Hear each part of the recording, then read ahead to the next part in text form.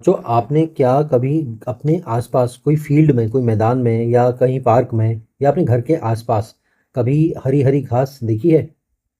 अगर आपने हरी हरी घास देखी है तो आज हम उसी ग्रास यानी कि घास के बारे में जानेंगे। टॉपिक बहुत सिंपल है लेकिन बहुत इंपॉर्टेंट टॉपिक है।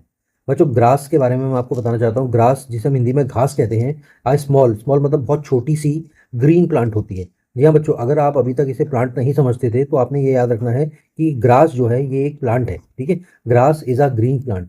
दूसरी सबसे इंपॉर्टेंट बात आपको जो जाननी है इस बारे में वो ये है कि ग्रास की जो पत्तियां होती हैं यानी कि जो लीव्स होती हैं वो बहुत लॉन्ग होती है, लंबी लंबी पत्तियां होती हैं। कभी आप किसी ग्रास को अच्छी तरह खुद से पकड़ के देखिएगा और उसकी पत्ती को खोल के देखिएगा तो इसकी जो पत्तियां होती हैं वो बहुत लॉन्ग होती हैं और लॉन्ग के साथ साथ नैरो होती हैं। नैरो का मतलब होता है बच्चों, जैसे मान लीजिए मैंने ये बनाया डायग्राम, ये एक पत्ती है और मैंने एक पत्ती बनाई ये वाली। ठीक है, तो इसको हम बोलेंगे नैरो और इसको हम बोलेंगे वाइट। वाइट मतलब चौड़ा, नैरो मतलब पतला। तो पतली पतली पत्तियां होती हैं लेकिन बहुत लंबी लंबी होती हैं। और सबसे इंपॉर्टेंट बात बच्चों, ग्रास की जो स्टेम होती है या स्टेम को बच्चों हिंदी में बोलते हैं तना। ठीक है, तो ग्रास की जो स्टेम होती है, जो इसका ये तना होता है वो बहुत सॉफ्ट होता है। अगर कभी आप घास की स्टेम को आप पकड़ेंगे और अपने हाथ से मोड़ना चाहेंगे तो आराम से टूट जाएगी। लेकिन अगर आप मैंगो का ट्री अगर आप देखेंगे तो मैंगो ट्री की जो स्टेम होगी आप उसे हाथ से छोड़िए तो चार लोग मिलकर भी नहीं तोड़ पाएंगे, तो उसकी स्टेम बहुत हार्ड होती है। लेकिन घास जिसे हम ग्रास बोलते हैं उसकी स्टेम क्या होती है, बहुत ज़्यादा सॉफ्ट स्टेम होती है। तो आपने याद रखना है लीव्स कैसी होती हैं, लॉन्ग होती हैं, लीव्स नैरो होती हैं। लेकिन स्टेम की अगर हम बात करें तो स्टेम क्या होती है, सॉफ्ट होती है। अब आते हैं अगले पॉइंट के ऊपर बात करते हैं। अगला पॉइंट बहुत इंपॉर्टेंट पॉइंट है। ग्रास एक बहुत इंपॉर्टेंट काम करती है हमारे नेचर में, हमारे एनवायरनमेंट में। ये सॉइल इरोजन को प्रिवेंट करती है।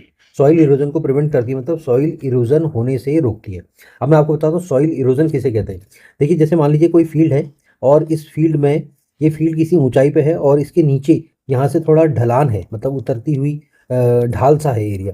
तो जब भी बारिश होगी, जब भी रेनफॉल होगा, रेनफॉल होने की वजह से क्या होगा, रेन जब का पानी जब इकट्ठा यहाँ इस एरिया में, जब पानी इकट्ठा हो जाएगा, रेन वाटर जब यहाँ इस एरिया में इकट्ठा होगा तो ये साइड की जो मिट्टी होगी उसको अपने साथ गिरा गिरा के नीचे को ले आएगा। और कुछ टाइम तक अगर यही प्रोसेस चलता रहा तो कुछ टाइम के बाद आप देखेंगे ये वाला जो एरिया होगा, जो साइड वाला एरिया होगा, ये साइड वाले एरिया की मिट्टी जो होगी वो इरोड हो चुकी होगी यानी कि बह चुकी होगी। तो उसी प्रोसेस को हम बोलते हैं सॉइल इरोजन। सॉइल इरोजन मतलब मिट्टी का कटाव, मिट्टी का कटाव हो जाएगा।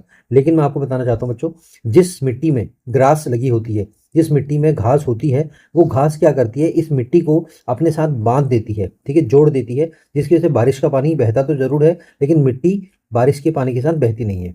तो ग्रास का इंपॉर्टेंट काम आपने देखा, ग्रास प्रिवेंट मतलब रोकती है सॉइल इरोजन, सॉइल के इरोजन यानी कि मिट्टी के कटाव को रोकती है। ग्रास का बहुत इंपॉर्टेंट गिफ्ट है हमारे नेचर को। अब बात करते हैं अगले पॉइंट पे। ग्रास क्या है, देखिए अगर हम बात करते हैं ग्रास, ग्रास की अगर हम एक सिंगल लीफ को देखेंगे, एक सिंगल लीफ जो है ग्रास की, ठीक है, ये ग्रो करती है alternatively from different point on the stem. Alternatively grow from different point on the stem, इसका मतलब क्या है, जैसे मान लीजिए मैंने आपको एक ये दिखाया, मान लीजिए ये स्टेम है, ठीक है, स्टेम मतलब ये तना है। अब ऑल्टरनेटिवली इसकी लीफ ग्रो कर रही है, मतलब जैसे मान लीजिए सबसे पहले हमने क्या किया, यहाँ से एक लीफ को ग्रो करा लिया, ठीक है। अब हमने यहाँ से एक लीफ को ग्रो करा लिया, ठीक है। अब हमने यहाँ से एक लीफ को ग्रो करा लिया और फिर हमने यहाँ से एक लीफ को ग्रो करा लिया। तो आप क्या देख रहे हैं, देखो ये तो स्टेम है पूरा लंबा सा, और एक लीफ ये आई, फिर ऑल्टरनेट इसके बाद ये आई, फिर थोड़ा आगे जाके इस साइड से ये आई, फिर ये आई।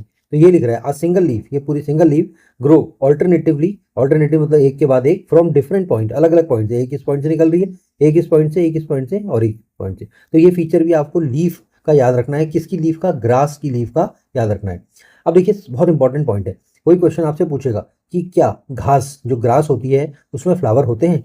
देखिए फ्लावरिंग प्लांट जिनमें फ्लावर होते हैं, लेकिन क्या घास में भी फ्लावर होते हैं? जी हाँ बच्चों, मैं आपको बताना चाहता हूँ कुछ घास ऐसी होती है, सम ग्रासेस आर देयर, जिसमें कि टाइनी बहुत छोटे छोटे फ्लावर आपको देखने को मिलते हैं। तो इतनी सारी इन्फॉर्मेशन जो हमने ग्रास के बारे में डिस्कस की, तो आपको कैसा लगा कमेंट करिएगा, लाइक करिएगा अगर आपको अच्छा लगा है, और सब्सक्राइब नहीं किया तो सब्सक्राइब कर लीजिएगा। मिलते हैं नेक्स्ट वीडियो में नई इंपॉर्टेंट जानकारी के साथ। Thank you so much.